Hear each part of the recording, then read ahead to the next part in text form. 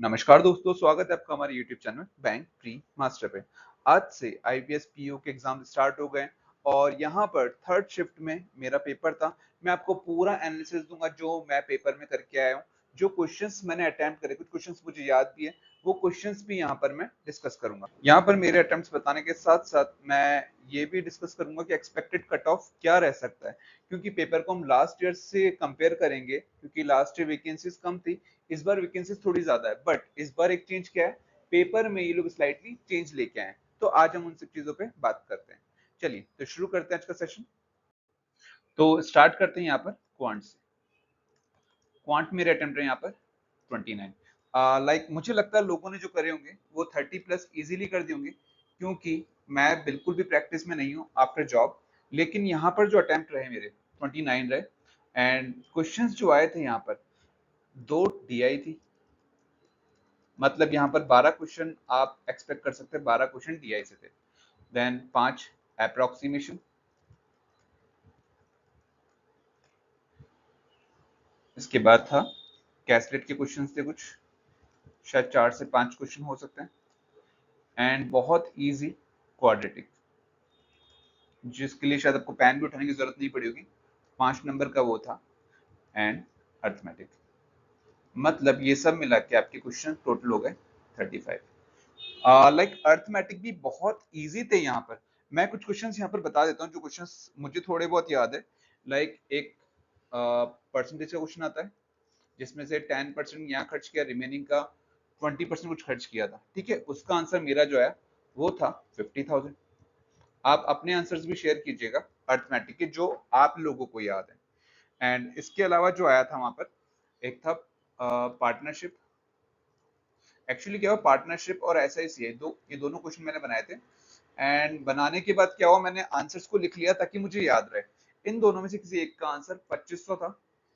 दोनों क्वेश्चन बहुत इजी थे। पार्टनरशिप तो लाइक आप इजीली कर सकते हैं। एक्स ने लगाए, सबसे पहले ए ने लगाया एक्स 6 मंथ के लिए, बी ने लगाया एक्स माइनस 1000। इसने 6 मंथ बाद क्या करा, 500 रुपए विड्रॉ कर लिए। ठीक है, इस टाइप से एक क्वेश्चन था। अगर उसका आंसर आप लोगों का 2500 आया तो आप कमेंट सेक्शन में बताइएगा।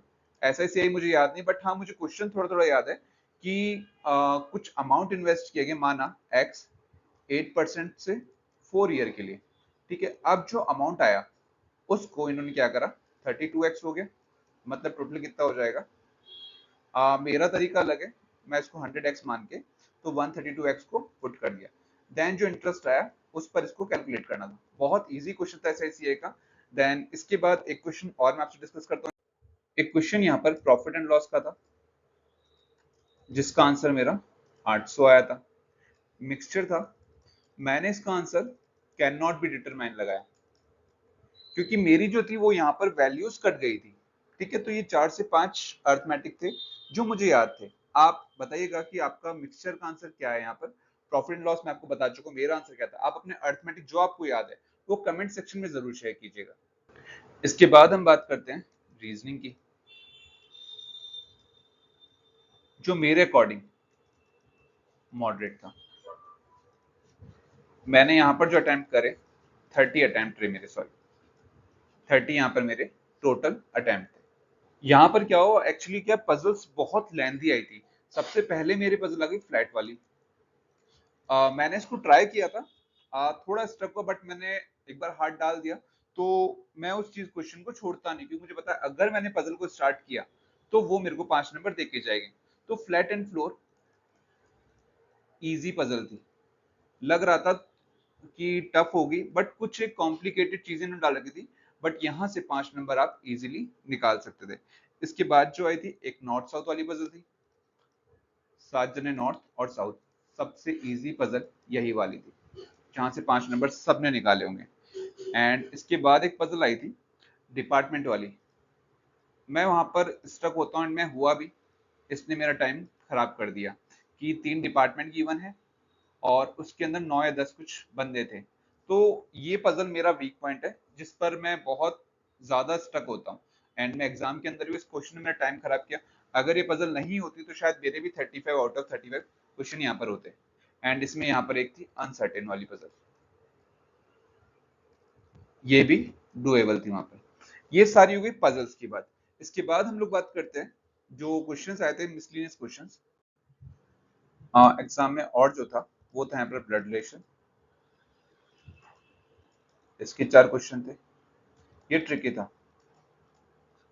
इसको इजी नहीं कहूंगा क्योंकि कुछ रिलेशंस डायरेक्ट यहाँ पर दे ही नहीं रखे थे, बट डुएबल था।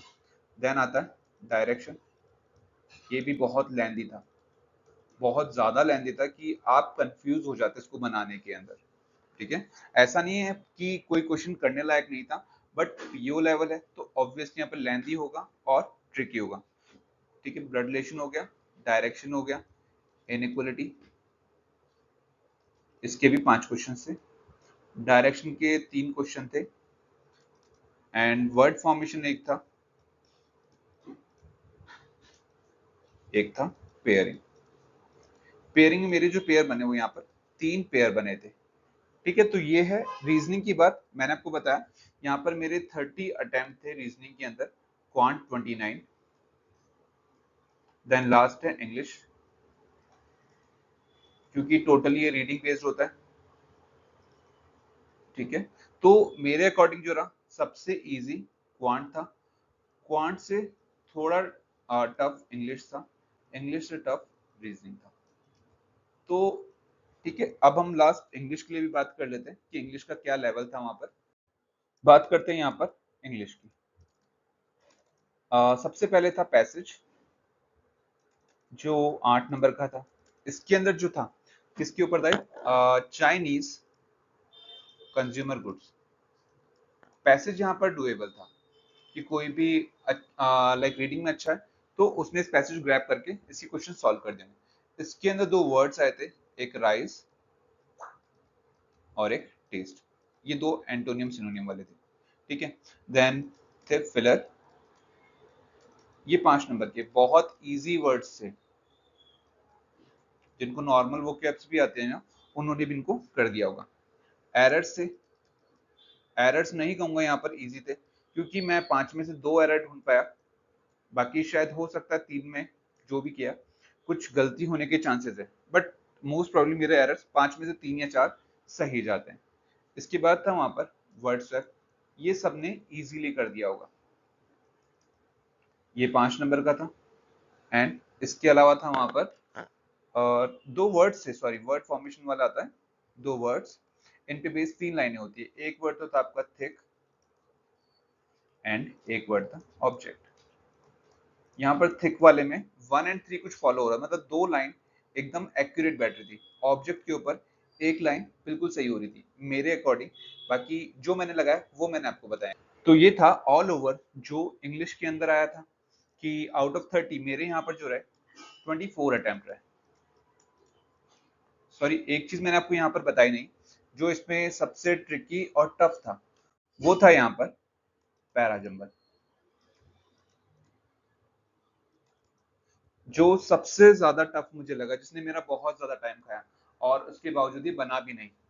ठीक है, ये एयरलाइंस के ऊपर था कि एयरलाइंस एक अच्छा परफॉर्म कर रही है, लाइक कतर एयरलाइंस, सब चीजों के ऊपर मिक्स करके लाइंस दी हुई थी।